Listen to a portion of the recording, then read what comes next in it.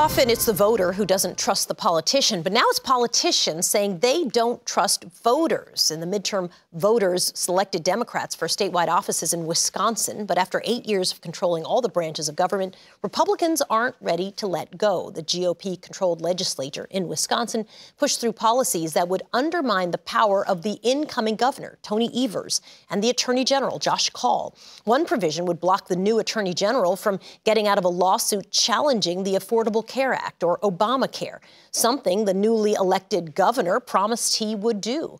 Mike Wagner is associate professor of journalism at the University of Wisconsin, where he writes about politics and democracy. It's so nice to have you. He's in Madison today. Let's begin at the beginning, Mike, if you will. Explain what has unfolded in Madison, Wisconsin State House right now.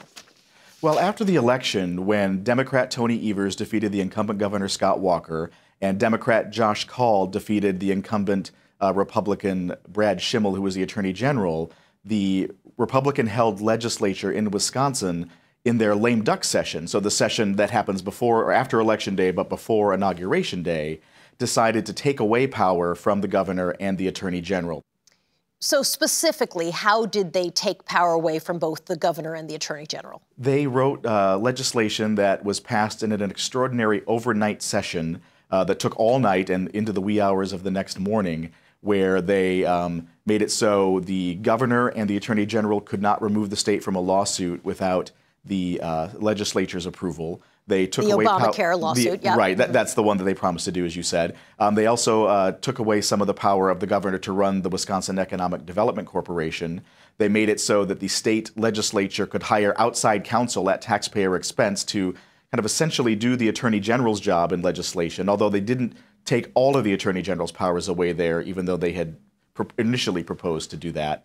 So what has been the reaction from the voters in Wisconsin? They're livid.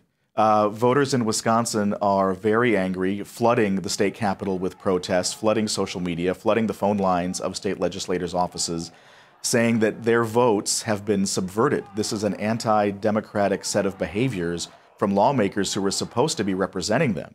And to change the rules of the game in between Election Day and Inauguration Day just because your side lost is not how democracy is supposed to work. In my experience, lawmakers often lie about what they're doing and the motivation. In this case, they've been pretty straightforward. The GOP Senate leader in Wisconsin, who's a guy named Scott Fitzgerald, said this: "We trusted Scott Walker, he's the former governor, and the administration to be able to manage the back and forth with the legislature. We don't trust Tony Evers right now in a lot of these areas." If the voters are livid, and if this is, I mean, you and I have both been around a minute, and I put this under shocking, and very rarely do I call things shocking. Yep, like, same here. Most things are not shocking. This is just pretty shocking. What happens, do you think? Play this out for me over the next election cycle. Well, research suggests that independent voters, the people who swing back and forth in elections, really react negatively to when democracy is subverted, which is what's happening here, and it motivates them to show up to the polls when usually independents are the least likely to show up. It's very unusual to be that blunt. It's unusual to say, I know a majority of voters went another way, but we reject that. That's a very unusual thing to do.